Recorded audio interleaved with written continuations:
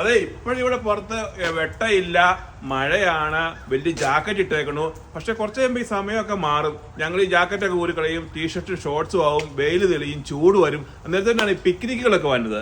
Picnic എന്ന് പറഞ്ഞു കഴിഞ്ഞാൽ എല്ലാവരും കൂടിയിട്ട് ഫുഡൊക്കെ കുക്ക് ചെയ്ത്, ഔട്ട്ഡോറിൽ കുക്ക് ചെയ്ത്, പിള്ളേരൊക്കെ വരും, പിള്ളേർക്കൊക്കെ ഇതിലെ കളിക്കാൻ പറ്റും.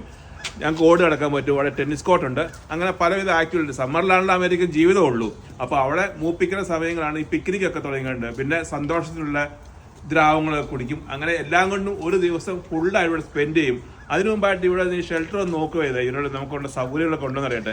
ഞാൻ ഷെൽട്ടർ ഒന്ന് പെട്ടെന്ന് കാണിച്ചു തരാം. ഇതുപോലെ ഓപ്പൺ എയർ സ്പേസ് ഉണ്ട്, സീറ്റിംഗ് ഉണ്ട്, അതുപോലെ നമുക്ക് ബാർബിക്യൂ കുക്ക് ചെയ്യാനുള്ള ഔട്ട്ഡോർ കുക്കിംഗ് വെന്യൂസിനുള്ള സ്പേസ് ഉണ്ട്.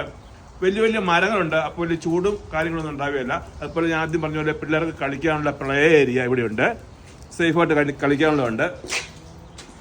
ബാസ്കറ്റ് ബോള്, ടെന്നീസ് ബോൾ കോർട്ടുകൾ അവിടെ ഉണ്ട്. അങ്ങനെ എല്ലാ സൗകര്യങ്ങളും ഒത്തൊരുമിച്ച് സിറ്റി പ്രൊവൈഡ് ചെയ്യാനാണ്. ഇതിന് റെന്റ് എന്ന് പറയുന്നത് ഏകദേശം ഒരു $100-150 ഹോൾ ഡേയിലേക്കുള്ളത്. പക്ഷേ എല്ലാ സൗകര്യവും ഇവിടെ സിറ്റി പ്രൊവൈഡ് ചെയ്യുന്നുണ്ട്. അതുപോലെ ബാത്റൂമും ഉണ്ട് ഇവിടെ.